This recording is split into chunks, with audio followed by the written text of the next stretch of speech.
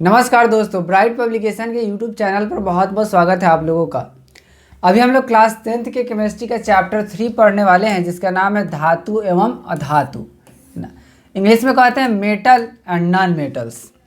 अगर आप लोग क्लास 8th 9th और 10th इस तीनों क्लास में कुछ ना कुछ पढ़े होंगे धातु और अधातु के बारे में, तो आपको बेसिक बातें पता होंगी कि धातु जो होता है उसमें खास तरह का चमक होता है, उसको पतले तार के रूप में बदला जा सकता है, पतले प्लेट के रूप में बदला जा सकता है। ठीक है, तो इसके अलावा बहुत सारे गुण होते हैं और वो सारे गुण जो है वो अधातु में नहीं पाए जाते हैं। ठीक है, तो कुछ कॉन्सेप्ट अगर आपको पता होगा तो इस चैप्टर से जितने भी ऑब्जेक्टिव सवाल हैं उन सारे सवालों को हम लोग अभी हल कर लेंगे बहुत ही आराम से। ठीक है, आप लोग ब्राइट पब्लिकेशन के यूट्यूब चैनल को सब्सक्राइब कर लीजिएगा। उम्मीद है कि अब तक कर लिए होंगे, अगर नहीं किया है तो अभी कर लीजिए, क्योंकि आने वाले समय में हम लोग सभी विषयों की पढ़ाई करने वाले हैं इसी चैनल पर, और आपका लाइव क्लास भी बहुत जल्दी शुरू होने वाला है। चलिए अब सवाल देखते हैं। पहला सवाल है, निम्नलिखित में कौन सी धातु प्रकृति में मुक्त अवस्था में पाई जाती है? प्रकृति में मुक्त अवस्था में पाई जाने वाली धातु कौन सी है, बताइए। AU, CA, CU या ZN? AU पूरा नाम क्या है इसका? ऑरम। और इसी को सामान्य रूप से हम लोग क्या कहते हैं? गोल्ड, यानी कि सोना। ठीक है, तो सोना जो है एक ऐसी धातु है जो प्रकृति में मुक्त अवस्था में पाई जाती है। याद कर लो, प्रकृति में मुक्त अवस्था में पाई जाने वाली धातु कौन सी है? सोना। सोना का केमिकल फार्मूला क्या होता है? AU, Aurum. गोल्ड को ऑरम कहते हैं, AU। ठीक है, याद कर लो। वैसे अयस्क जिसमें अयस्क तथा उसमें उपस्थित अपद्रव्यों के रासायनिक गुण भिन्न भिन्न होते हैं, किस विधि द्वारा सांद्रित किए जाते हैं? अब ध्यान समझना। वैसे अयस्क जिसमें अयस्क तथा उसमें उपस्थित अपद्रव्य है ना, यानी कि देखो दो चीज़ों को एक जगह जो है सो कि मिला दिया गया है ना, वो दोनों मिली हुई है पहले से। ठीक है, मान लो कि A है और B है ना, ये दोनों मिला हुआ है ना। ये जो है सो कि अयस्क है, ये क्या है? अयस्क है ना, अयस्क है ना। अयस्क माने कि जिससे हमें कोई धातु प्राप्त होता हो। ठीक है, तो इस अयस्क से हमको कोई धातु प्राप्त होगा, लेकिन दिक्कत क्या है कि इस अयस्क में कुछ अपद्रव्य मिला हुआ है ना। अपद्रव्य माने कि हमको जिसकी जरूरत नहीं है। ठीक है, जैसे कि गेहूं जब पिसवाया जाता है तो क्या किया जाता है? उसमें से पहले जितना भी धूल कण होता है, पत्थर का टुकड़ा होता है, वो सब हटा दिया जाता है। क्यों हटा दिया जाता है? क्योंकि वो अपद्रव्य होता है, उसकी हमको जरूरत नहीं होती है। ठीक है, तो ऐसा अयस्क मतलब कि ऐसा तत्व जिससे कि हमको धातु प्राप्त होने वाला है। ठीक है, अयस्क। उस अयस्क में क्या है? कुछ अपद्रव्य शामिल है, लेकिन शर्त क्या है कि इसका गुण है, इसका गुण अलग अलग है। दोनों का गुण क्या है? अलग अलग है। तो इसको हम लोग किस विधि द्वारा सांद्रित करेंगे, माने कि अलग करेंगे। सांद्रित होगा तभी तो हमारे किसी काम आएगा। गेहूं में से जब तक धूल कण मिट्टी नहीं हटाएंगे तब तक उसको पिसवाने का कोई फायदा नहीं है, खा ही नहीं पाएंगे। तो उसी तरह से इस तरह के मिश्रण से क्या करना होता है? हम लोगों को अपद्रव्य को, यानी जिसकी जरूरत नहीं उसको हटाना होता है। तो ऐसा ये मिश्रण है जिसमें दोनों का गुण समान नहीं है, तो इसको किस विधि द्वारा अलग करते हैं बताओ? हाथ से चुनकर या फेन पलवन विधि द्वारा, है ना। देखते हैं आगे, देखते हैं अगला ऑप्शन। देखो हाथ से चुनकर तो नहीं कर पाएंगे, फेन पलवन द्वारा भी नहीं, क्योंकि दोनों का जो रासायनिक गुण है वो भिन्न भिन्न है, अलग अलग गुण का है। ठीक है, अगला दो जो ऑप्शन है उसको देखते हैं, कहीं उसमें हो सही आंसर। हाँ, गलनीक पृथक्करण विधि या निच्छालन विधि द्वारा। ठीक है, तो निच्छालन विधि जो है ये इस्तेमाल किया जाएगा। ठीक है, जब किसी अयस्क में ऐसा अपद्रव्य मिला हुआ है जिसका रासायनिक गुण उसके जैसा नहीं है, तब जाके हम लोग इसका प्रयोग करते हैं, निच्छालन विधि का प्रयोग करते हैं। तो सही आंसर है इसका D।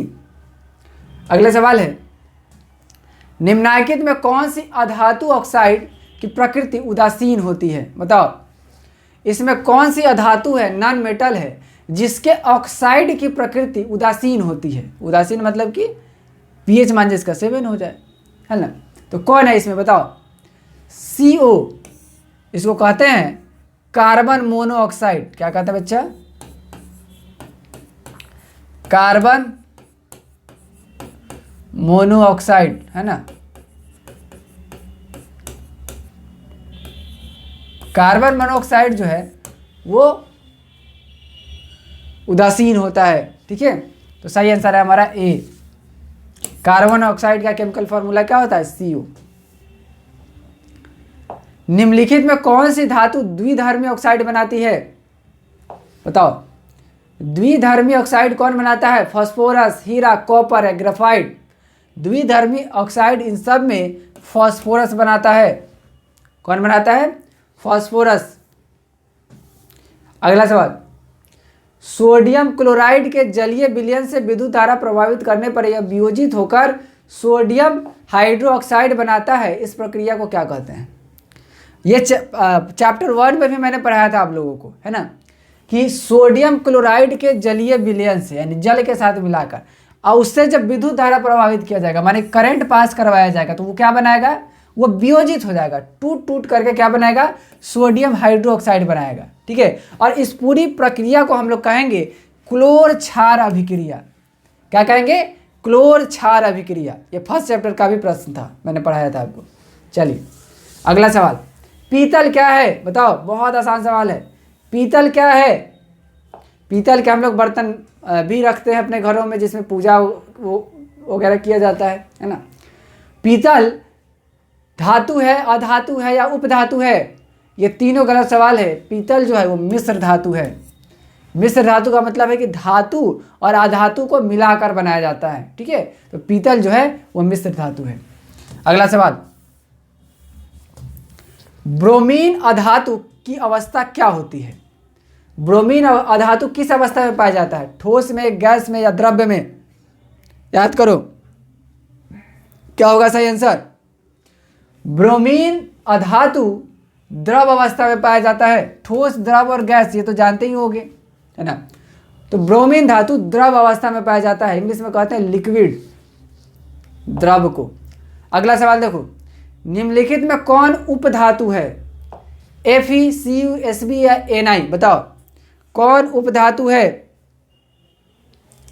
Sb जो है ये नाइट्रोजन के ग्रुप का है ना, ये नाइट्रोजन के ग्रुप का है और यही उपधातु है इन सब में, है ना। ये सब उपधातु नहीं है। Sb जो कि नाइट्रोजन के ग्रुप का है और यही उपधातु होता है। ठीक है, हेमेटाइट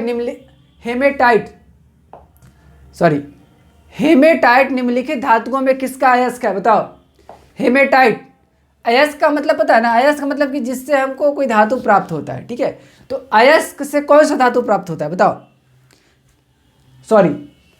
हेमेटाइट अयस्क से, हेमेटाइट अयस्क से कौन सा धातु प्राप्त होता है? बहुत ही आसान सवाल है। हेमेटाइट से हमें लोहा प्राप्त होता है। हेमेटाइट से लोहा प्राप्त होता है, यानी हेमेटाइट जो है वो लोहा का अयस्क है। किसका अयस्क है? लोहा का। चलो, थोड़ी देर पहले ही मैंने बताया था कि अयस्क में उपस्थित अपद्रव्य जो है, अपद्रव्य का मतलब क्या होता है ना, शायद पहले चैप्टर जब पढ़ा रहा था तब बताया था कि अपद्रव्य जो होता है किसी भी मिश्रण में या किसी विलयन में पाया जाने वाला अवांछित पदार्थ होता है ना। अवांछित पदार्थ मतलब कि जिसकी जरूरत नहीं है। ठीक है, तो अयस्क में भी जो अवांछित पदार्थ होता है उसी को कहते हैं अपद्रव्य। ठीक है, और उसी अपद्रव्य का दूसरा नाम क्या होता है? उसी अपद्रव्य का दूसरा नाम होता है गैंग। क्या होता है? गैंग। ठीक है, तो किसी अयस्क में जो अवांछनीय पदार्थ है जिसकी आवश्यकता नहीं है उसी को अपद्रव्य कहते हैं। ठीक है, और उसी अपद्रव्य का दूसरा नाम है गैंग। अगला सवाल, लोहे का फ्राइंग पैन सबके घर में होगा, आपके घर में भी होगा, है ना। हाँ, लोहे का फ्राइंग पैन, इसको जंग से बचाने के लिए निम्न में से कौन सी विधि उपयुक्त है? सबसे बढ़िया विधि कौन है ना जंग से बचाने के लिए? ग्रीस लगाकर, है ना, ग्रीस लगाकर, पेंट लगाकर, जिंक की परत लगाकर, या इनमें से सभी? क्या होगा सही आंसर? लोहे के फ्राइंग पैन को अगर जंग से बचाना है तो सबसे बढ़िया है कि उसके ऊपर जिंक का परत लगा दिया जाए। क्या लगा दिया जाए बच्चा? जिंक का परत। ठीक है, क्योंकि जिंक जो है वो अक्रियाशील होता है या अभिक्रियाशील होता है। ठीक है, यानी कि अभिक्रिया बहुत देर से करता है या फिर नहीं करता है। ठीक है, तो सबसे पहला बेहतर तरीका है कि जिंक की परत लगा दी जाए। 12 नंबर में देखो, खाद्य पदार्थों के डिब्बों पर जिंक के बजाय टीन का लेप लगाया जाता है, क्योंकि जिंक का नहीं लगाया जाता, टीन का लगाया जाता है, ठीक है। तो जिंक और टीन दोनों जो है वो अभिक्रियाशील है, यानी कम अभिक्रियाशील होता है, ठीक है। लेकिन दोनों में जो ज़्यादा कम होगा हम लोग उसी का इस्तेमाल ना करेंगे, ठीक है। तो अगर रिएक्टेंट टेबल पर देखोगे जिंक और टीन में, तो टीन की अपेक्षा जिंक जो है वो अधिक अभिक्रियाशील होता है, ठीक है। इसलिए खाद्य पदार्थ के डिब्बों पर जिंक के बजाय टीन का लेप लगाते हैं। जिंक जो है वो इस दोनों में, यानी टीन जो से जिंक ज़्यादा अभिक्रियाशील है, तो क्या होगा, जिंक अभिक्रिया कर लेगा, है ना, और उसके जगह पर टीन रहेगा तो ज़्यादा लेट से करेगा, ठीक है। दोनों ही लेट से ही करता है, लेकिन कम लेट से जिंक करता है और ये ज़्यादा लेट से करता है, यानी सबसे बाद में ये करेगा। तो इसलिए हम लोग क्या करते हैं, जिंक का न करके टीन का करते हैं। तो सही आंसर है सी, ठीक है।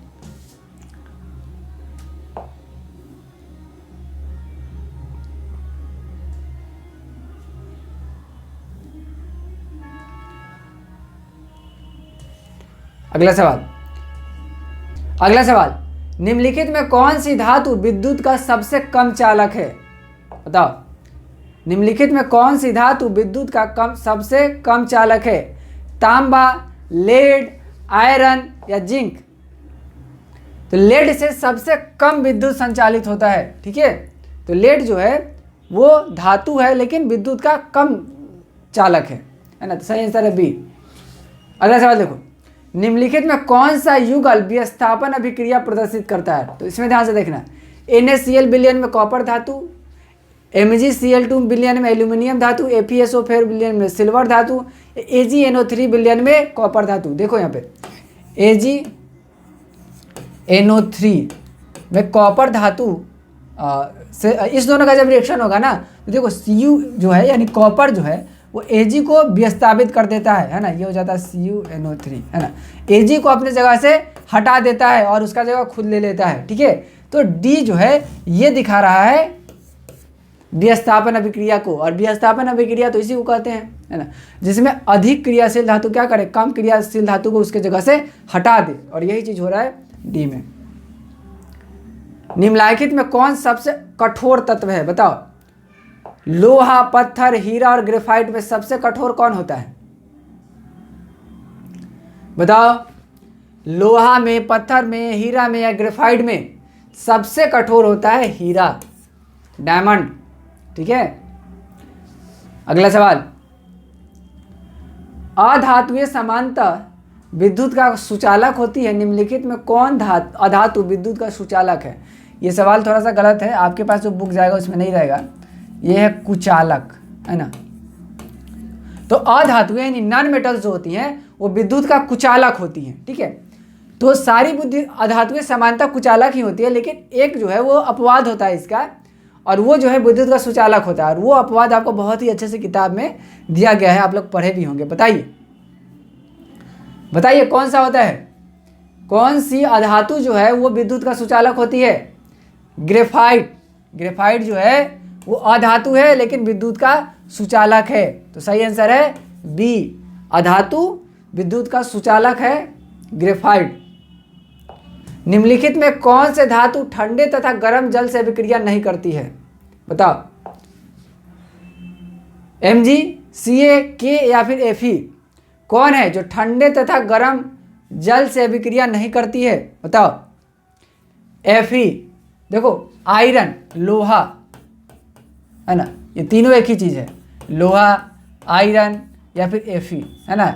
आयरन यानी लोहे का ही केमिकल नेम होता है Fe, ठीक है। तो लोहा जो है वो गर्म तथा ठंडे जल से अभिक्रिया नहीं करता है और वे धातु भी है। तो सही आंसर है इसका डी।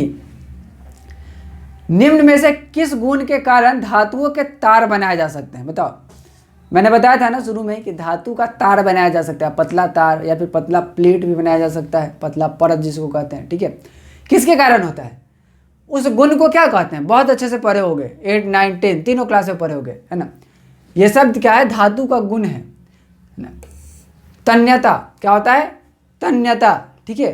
तन्यता उस गुण का नाम है जिसके कारण किसी धातु को पतले तार के रूप में बदला जा सकता है। सही आंसर है इसका ए। अगला सवाल, लोहे की अभिक्रिया भाप से कराने पर लोहे का कौन सा ऑक्साइड बनता है? बताओ, लोहे की अभिक्रिया, लोहे का केमिकल फॉर्मूला Fe, है ना। तो Fe की अभिक्रिया जब भाप से कराओगे तो लोहे पर का कौन सा ऑक्साइड बनाएगा, बोलो क्या होगा सही आंसर।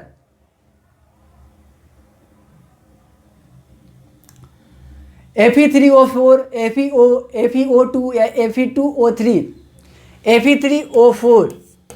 तो लोहा जो है Fe जब भाप के साथ अभिक्रिया करेगा तो Fe3O4 बनाएगा, सही आंसर है ए। निम्नांकित में किस धातु के निष्कर्षण में कोक का इस्तेमाल किया जाता है, बताओ। किसके निष्कर्षण में कोक का इस्तेमाल किया जाता है। जब हम लोग लोहा का निष्कर्षण करते हैं ना तो उसमें कोक का इस्तेमाल करना पड़ता है, ठीक है। किसका, कोक का। लोहा का केमिकल फॉर्मूला क्या होता है, Fe होता है, तो इसका सही आंसर है ए। अगला सवाल देखो, ये रिएक्टेंट टेबल का सवाल है कि निम्नलिखित में कौन सबसे अधिक क्रियाशील तत्व है, बताओ। सोडियम में, जिंक में, एल्युमिनियम में और आयरन में रिएक्टेंट टेबल पर सबसे ऊपर कौन आता है, कौन सबसे अधिक क्रियाशील है, सबसे ज़्यादा क्रियाशील, यानी कौन सबसे जल्दी अभिक्रिया कर लेगा। इस चारों में सोडियम जो है वो सबसे ज़्यादा क्रियाशील है, सबसे पहले अभिक्रिया करेगा, ठीक है। अगला सवाल, निम्नलिखित यौगिकों में कौन जल में विलेय है ना। जल में विलेय होने का मतलब कि जिसको कि जल में डाला जाए तो घुल जाए, ठीक है। तो इसमें कौन है जो जल में घुल जाएगा, ग्लूकोज, बेंजीन, कार्बन डाइऑक्साइड या मेथेन। कार्बन डाइऑक्साइड नहीं, बेंजीन भी नहीं, मेथेन भी नहीं। ग्लूकोज जो है वो ग्लूकोज जो है वो जल में विलेय है, पानी में घुल जाएगा, तो सही आंसर है ए। त्रिबंधक तत्व कौन है, बताओ। इस चारों में त्रिबंधक तत्व कौन है। त्रिबंधक तत्व का मतलब है कि तीन संयोजकता वाला। तीन संयोजकता किसका है, बताओ। SN, Al, Fe और Ba में तीन संयोजकता किसका है, एल्युमिनियम का। किसका है, एल्युमिनियम का संयोजकता 3 है, Al, तो सही आंसर है बी। अगला सवाल देखो, निम्नलिखित में कौन सहसंयोजक यौगिक है, बताओ। इसमें कौन जो है सो कि सहसंयोजक है। निम्नलिखित में कौन सहसंयोजक यौगिक है, CCl4, CuSO4। अगला सवाल देखो, ऑप्शन देखो, CaO या फिर NH4SO4। तो देखो सहसंयोजक कौन सा है। तो अगर तुमको विद्युत ऋणता निकालने आती है तो तुम विद्युत ऋणता निकाल के देख सकते हो, नहीं तो फिर विद्युत ऋणता निकालना सीख लो, तो उससे पता चल जाएगा सहसंयोजक यौगिक जो है वो CCl4 है। अगला सवाल,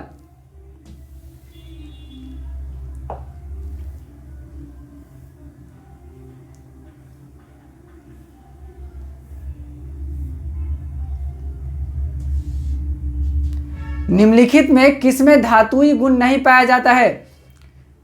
इसमें कौन है जो कि धातु नहीं है, आर्गन, पीतल, लेड या बेरियम।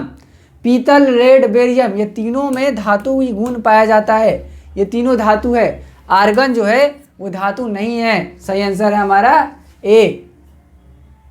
पीतल अभी थोड़ी देर पहले बताए थे ना कि वो क्या है, मिश्र धातु होता है। तो मिश्र धातु है तो उसमें धातु का गुण तो मौजूद है ना। मिश्र धातु जो कि धातु और अधातु दोनों से बना है, उसमें दोनों गुण होगा, ठीक है। तो धातु गुण इसमें मौजूद है लेकिन आर्गन में नहीं है। अगला सवाल देखो, निम्नलिखित में कौन विद्युत का सर्वोत्तम चालक है। सर्वोत्तम चालक माने किससे होकर के विद्युत जो है सबसे ज़्यादा अच्छे से चालित होगा, माने तेजी में जाएगा, ठीक है। कौन सा है, तांबा, लेड, सोने या सिल्वर यानी कि चांदी, है ना। तो चांदी के तार से सबसे ज़्यादा तेजी से विद्युत का संचालन होगा। तो फिर हम लोग चांदी का इस्तेमाल क्यों नहीं करते हैं तार बनाने के लिए, क्योंकि महंगा आता है। अगला सवाल, निम्नलिखित में किस प्रक्रिया द्वारा धातु अधिक मजबूत हो जाती है, बताओ, है ना। तो देखो, जो सोना या चांदी का आभूषण हम लोग इस्तेमाल करते हैं या फिर हमारे घरों में औरतें इस्तेमाल करती हैं, वो एक्चुअली में 100% धातु नहीं होता, 100% मेटल नहीं होता, क्योंकि धातु जो होता है वो कमज़ोर होता है, ठीक है। उसको मजबूत करने के लिए उसमें कुछ अधातु मिला करके उसको मिश्र धातु बना दिया जाता है। ठीक है, तो जब वो मिश्र धातु हो जाता है तो उसका मजबूती बढ़ जाता है। तो जो सोना हम लोग पहनते हैं, चांदी हम लोग पहनते हैं, तो वो 100% प्योर नहीं होता, 100% धातु नहीं होता है ना, वो मिश्र धातु बनाया जाता है उसको। ठीक है, ताकि उसको मजबूत बनाया जा सके। तो मिश्र धातु में परिवर्तित करके किसी भी धातु को मजबूत किया जाता है। ठीक है, तो सही आंसर है ए। अगला सवाल देखो, निम्नलिखित में कौन धातु तनु नाइट्रिक अम्ल से अभिक्रिया करके हाइड्रोजन गैस मुक्त कर सकती है? बताओ कौन सा धातु है? Mn, Fe, Na या फिर Au? कौन है जो जिसको कि अगर नाइट्रिक अम्ल के साथ रिएक्ट करवाया जाए तो हाइड्रोजन गैस मुक्त होगा? बताओ। 28 का सही आंसर है ए, Mn, यानी कि 28 का सही आंसर है ए, मैग्नीज। Mn, मैग्नीज जो है वो तनु नाइट्रिक अम्ल के साथ जब अभिक्रिया करेगा तो हाइड्रोजन गैस मुक्त करेगा। ठीक है, अगला सवाल देखो, निम्नलिखित में कौन धातु सामरिक महत्व की मानी जाती है? मानी बहुत ज्यादा इंपॉर्टेंस किसका है? सबसे ज्यादा महत्व का धातु कौन है? टाइटेनियम, एल्यूमिनियम, कॉपर या प्लेटिनम? सबसे ज्यादा पूरी दुनिया में सबसे ज्यादा सामरिक महत्व टाइटेनियम का माना जाता है। ठीक है, टाइटेनियम जो है सामरिक महत्व का धातु माना जाता है। अब बताओ, विद्युत ऋणता अगर आपको निकालने आती है तब जा करके सहसंयोजकता और आयनिक यौगिक वाला सवाल आप बना पाएंगे। चलो अभी देखो, इसमें आयनिक यौगिक कौन सा है? बताओ, CH4, Ca2, CaCl2 या फिर NH3? बताओ कौन सा है? Calcium chloride, CaCl2, calcium chloride.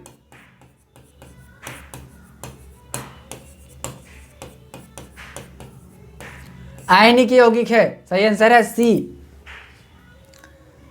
अगला सवाल बहुत ही आसान है। जब मैं आपको एसिड बेस यानी अम्ल और क्षार वाला सवाल पढ़ाया था तब भी बताया था कि लवण जो है वो किस रूप में पाया जाता है। ठीक है, तो समुद्री जल में जो लवण पाया जाता है वो, यानी लवण माने कि नमक है ना, तो समुद्री जल में जो लवण पाया जाता है वो किस रूप में पाया जाता है? NaCl, LiCl, BaSO4 या फिर Na4PO4? NaCl के रूप में पाया जाता है। बहुत ही आसान सवाल है लेकिन महत्वपूर्ण सवाल है ना, याद रखना इसको। चलो अगला सवाल देखो, निम्नलिखित में कौन आयनिक यौगिक है? बताओ। फिर वही विद्युत ऋणता निकालो और फिर पता करो कि कौन आयनिक यौगिक है इसमें, है ना, पता करो। अगर नहीं पता तो इसका सही आंसर है KCl और विद्युत ऋणता निकालना सीख लेना। पोटेशियम क्लोराइड, पोटेशियम क्लोराइड यह है आयनिक यौगिक इन सब में। अगला सवाल, धातुओं के ऑक्साइड सामान्यतः कैसे होते हैं? भास्मिक होते हैं, अम्लीय होते हैं, उदासीन होते हैं या फिर उभयधर्मी होते हैं? याद कर लो, धातुओं के जो ऑक्साइड होते हैं, ऑक्साइड मतलब कि जब ऑक्सीजन के साथ रिएक्ट करे, अभिक्रिया करे। ठीक है, तो कोई भी धातु जब ऑक्सीजन के साथ अभिक्रिया करता है तो वो कैसा होता है? वो भास्मिक होता है, भास्मिक गुण का होता है। ठीक है, अगला सवाल, निम्नलिखित में पीतल किसका उदाहरण है? बताओ। पीतल का बर्तन जो होता है बहुत मजबूत होता है। ठीक है, पीतल का बर्तन जो होता है बहुत मजबूत होता है। क्यों होता है?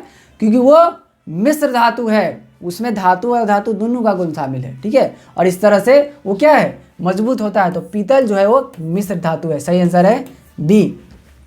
ठीक है, अगला सवाल देखो, क्वेश्चन नंबर 35, निम्नलिखित में कौन एल्युमिनियम का अयस्क है? बताओ। एल्युमिनियम देखो लोहे का अयस्क है हेमेटाइट, है ना, और एल्युमिनियम का अयस्क है बॉक्साइट। क्या है? बॉक्साइट। याद रखना ये दोनों सवाल इंपॉर्टेंट है। हेमेटाइट लोहे का, बॉक्साइट एल्युमिनियम का। और अयस्क क्या होता है? जिससे हमको धातु मिलता है। ठीक है, तो सही आंसर है बॉक्साइट। चलो अगला सवाल है, निम्नलिखित में कौन विद्युत का सुचालक है? निम्नलिखित में कौन विद्युत का सुचालक है? ग्रेफाइट, प्लास्टिक, आयोडीन और सल्फर। अब ध्यान से देखना, प्लास्टिक तो कुचालक होता है, पता ही है तुमको। प्लास्टिक से विद्युत यानी करंट पास नहीं होता है। आयोडीन और सल्फर से भी नहीं होता है क्योंकि ये सब अधातुएं हैं, और ग्रेफाइट भी अधातु है। ठीक है, और अधातु जो है वो विद्युत का सुचालक नहीं होता है, यानी उससे होकर के करंट पास नहीं करता है। लेकिन एक ऐसा अधातु है जिससे विद्युत पास हो जाता है, यानी कि जो विद्युत का सुचालक है वो अपवाद है, और उसका नाम है ग्रेफाइट। ये सवाल याद करना बहुत इंपॉर्टेंट है, इससे पहले भी बताए थे तुम लोग को, ठीक है। तो ग्रेफाइट जो है एक ऐसा धातु है जिससे विद्युत पास हो जाता है अधातु होते हुए भी। अगला सवाल है, निम्नलिखित में कौन सी धातु साधारण ताप पर द्रव्य रूप में पाई जाती है, बताओ। ये भी अपवाद वाला सवाल है ना। समानता कोई भी धातु साधारण ताप पर द्रव्य रूप में नहीं पाई जाती है, लेकिन एक ही ऐसा धातु है, ठीक है। बताओ वो कौन सा धातु है, सोचो, याद करो। नहीं याद आ रहा है तो ये ऑप्शन आ गया, इसमें से देख के बताओ। मरकरी, लिथियम, लेड या सिल्वर, बताओ। मरकरी जो है वो सामान्य ताप पर भी द्रव्य रूप में पाया जाता है। सही आंसर है इसका ए। अगला सवाल देखो, इसमें किस धातु का विस्थापन उसके लवण के विलयन में लोहा द्वारा होता है। कौन सा ऐसा धातु है इसमें चारों में जिसका विस्थापन उसके लवण के विलयन में लोहा के द्वारा होगा, है ना। लोहा उसको विस्थापित कर देगा। कैल्शियम, सोडियम, तांबा या पोटेशियम। रिएक्शन करके देखो, तांबा जो है वो लोहे के द्वारा विस्थापित हो जाएगा। अगला सवाल 39, निम्नलिखित में कौन सी धातु अमलराज के अलावा किसी अन्य अमल में नहीं घुलती है। अमलराज के अलावे किसी दूसरे अमल में कौन सा धातु नहीं घुलता है, बताओ। पूरा नाम क्या है इसका, औरम। इसको क्या कहते हैं हम लोग, सोना, गोल्ड, ठीक है। तो सोना जो है वो सिर्फ और सिर्फ अमलराज में ही घुलता है ना, और किसी में नहीं घुलता है, ठीक है। तो याद कर लो, सोना यानी औरम यानी AU, है ना, एक ऐसा धातु है जो अमलराज के अलावे अन्य किसी अमल में नहीं घुलती है। निम्नलिखित में किस विधि द्वारा लोहे की कढ़ाई को जंग लगाने से बचाया जा सकता है, बताओ। लोहे की कढ़ाई को जंग लगाने से अगर बचाना है तो कैसे बचाएंगे हम लोग, जस्ता का परत चढ़ाकर, ठीक है, जस्ता का परत चढ़ाकर। और इस विधि को एक विशेष नाम दिया जाता है, उस विधि का एक विशेष नाम दिया जाता है जिससे संबंधित एक सवाल आगे है। चलो, तो ये याद कर लो कि लोहे की कढ़ाई को जंग लगाने से बचाने के लिए उस पर जस्ता का परत चढ़ा दिया जाता है। अगला सवाल, इनमें से किसको चाकू से काटा जा सकता है, बताओ। ये भी बहुत महत्वपूर्ण सवाल है, बुक का सवाल है। किसको चाकू से काट सकते हो, कैल्शियम को, कॉपर को, लिथियम को, आयरन को। लिथियम को चाकू से काटा जा सकता है, ठीक है, याद रखना इस सवाल को। लिथियम को क्या किया जा सकता है, चाकू से काटा जा सकता है। अगला सवाल, निम्नलिखित में कौन धातु सामरिक महत्व की मानी जाती है। रिपीटेड क्वेश्चन है, आपके किताब में नहीं होगा, है ना, लेकिन बताइए क्या होगा सही आंसर इसका। बहुत ही इंपॉर्टेंट सवाल भी है, कई बार पूछ चुका है और मैं भी आपको अभी थोड़ी देर पहले बताया था। बताइए, सामरिक महत्व की कौन सी धातु मानी जाती है। एल्युमिनियम, कॉपर, प्लेटिनम या टाइटेनियम। एल्युमिनियम, कॉपर और प्लेटिनम ठीक ठाक है हम लोगों के पास, लेकिन टाइटेनियम जो है बहुत कम है, ठीक है। तो टाइटेनियम जो है वो सामरिक महत्व की धातु मानी जाती है। अगला सवाल, एक मिश्र धातु है जिसमें 90% जो है कॉपर पाया जाता है और 10% टीन पाया जाता है। इस मिश्र धातु का नाम क्या है, बताइए। कौन से धातु में 90% कॉपर और 10% टीन पाया जाता है, वो कौन सा मिश्र धातु है। ब्रॉन्ज, जर्मन सिल्वर, पीतल या सोल्डर। बताइए सही जवाब क्या है, ब्रॉन्ज। ब्रॉन्ज जिसमें 90% कॉपर होता है और 10% टीन होता है। तो सही आंसर है हमारा ए। निम्नलिखित में किस विधि द्वारा अशुद्ध तांबे को शुद्ध तांबे में परिवर्तित किया जाता है। देखो, अशुद्ध तांबा जो होता है ना, अशुद्ध तांबा, उसमें उसके विलयन में अगर विद्युत अपघटित कर दोगे, विद्युत अपघटित यानी कि उसे करंट पास करा दोगे, ठीक है, तो उससे क्या हो जाएगा, उसमें जितना भी अपद्रव्य मौजूद होगा, है ना, जितना भी अपद्रव्य यानी अवांछित पदार्थ मौजूद होगा वो सब टूट के अलग हो जाएगा। तो फिर अशुद्ध तांबा क्या बन जाएगा, शुद्ध तांबा बन जाएगा, ठीक है। तो वैद्युत अपघटन करते हैं हम लोग, क्या कहते हैं, वैद्युत अपघटन, ठीक है। अशुद्ध तांबे के विलयन से हम लोग विद्युत यानी कि करंट पास करवाते हैं तो उससे जितना भी अपद्रव्य होता है वो सब अलग हो जाता है और हमें मिल जाता है शुद्ध तांबा। तो इसलिए हमारा सही आंसर होगा ए। जिस अयस्क में उसके कण उसमें उपस्थित अपद्रव्यों से भारी होते हैं। ठीक है, तो जब अयस्क का कण जो है वो क्या हो, अपद्रव्य से भारी हो, तब हम लोग क्या कर सकते हैं, तब हम लोग उस दोनों को अलग करने के लिए फेन पलवन विधि का इस्तेमाल कर सकते हैं। ठीक है, कैसे देखना, मान लो कि कोई अयस्क है जो कि भारी है ना, उसका कण जो है भारी भारी है और उसमें जो अपद्रव्य यानी कि अवांछित पदार्थ जिसको कि अलग करना है वो हल्का है। ठीक है, तो इसको अगर हवा में नीचे छोड़ोगे, ठीक है, नीचे, और यहाँ से हवा पास करोगे, हवा बहाओगे इस साइड से, तो ये क्या होगा, जितना भी हल्का हल्का चीज़ है सब उड़ के अलग चला जाएगा। क्या होगा, हल्का हल्का चीज़ जितना है सब उड़ के अलग चला जाएगा और भारी चीज़ क्या होगा, नीचे गिर जाएगा। ठीक है, तो अयस्क का जो कण है वो सब कहाँ गिर जाएगा, नीचे गिर जाएगा और हल्का वाला सब उड़ के आगे चला जाएगा। तो दोनों क्या होगा, अलग अलग हो जाएगा और इसी विधि को कहते हैं फेन पलवन विधि। तो सही आंसर है हमारा डी। ठीक है, सही आंसर कौन हो गया, डी हो गया। अगला सवाल, जब NaOH Zn से अभिक्रिया करता है तो कौन सा यौगिक बनाता है, बताओ। NaOH और Zn दोनों जब अभिक्रिया यानी रिएक्शन करता है तो कौन सा अभिक्रिया बनाता है, रिएक्शन करके देखो, ये दोनों मिल करके Na2ZnO2 बनाता है। क्या बनाता है, Na2ZnO2। चलो अगला सवाल है, लोहे को संचारित होने से बचाने के लिए उसकी सतह पर किसका लेप चढ़ाना लाभकारी होता है। अब ध्यान से समझना, लोहे को जंग से बचाने के लिए फिर संचारित होने के लिए उस पर जस्ता का परत चढ़ाया जाता है ना?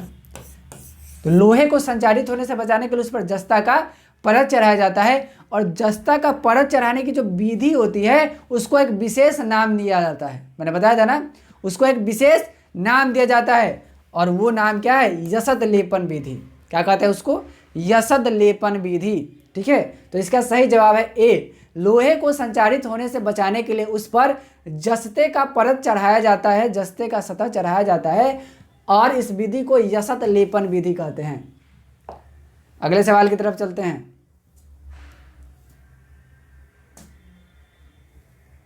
निम्नलिखित में किस धातु को किरोसिन में डुबा कर रखते हैं, बताओ।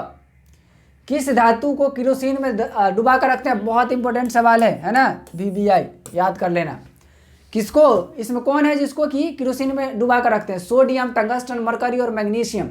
मैंने बताया था ना, ये सोडियम जो होता है ना बहुत ज़्यादा क्रियाशील होता है ना, तो हवा के संपर्क में आते ही रिएक्शन कर लेता है, तो उसको कहाँ रखा जाता है, किरोसिन में डुबा कर रखा जाता है। ठीक है, कहाँ, किरोसिन में डुबा कर। तो सही आंसर है हमारा ए। अगला सवाल, बॉक्साइट निम्नलिखित में किस धातु का अयस्क है, बताओ। बहुत ही जरूरी सवाल, बॉक्साइट और हेमेटाइट याद रखना। बॉक्साइट किसका अयस्क होता है, किसका, बोलो जल्दी, एल्युमिनियम का। बॉक्साइट किसका अयस्क है, एल्युमिनियम का। हेमेटाइट, हेमेटाइट किसका अयस्क है, बोलो जल्दी, लोहा का। दोनों याद रखना, बहुत इंपॉर्टेंट सवाल है। ठीक है, अयस्क माने कि जिससे धातु मिलता है, तो बॉक्साइट से एल्युमिनियम धातु और हेमेटाइट से लोहा धातु मिलता है।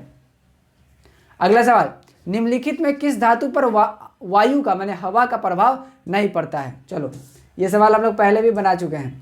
हवा का प्रभाव किस पे नहीं पड़ता है, सोना पे, सोडियम पे, लोहा पे या तांबा पे, बोलो जल्दी। सोना पर वायु का यानी हवा का प्रभाव नहीं पड़ता है। सही आंसर है हमारा ए।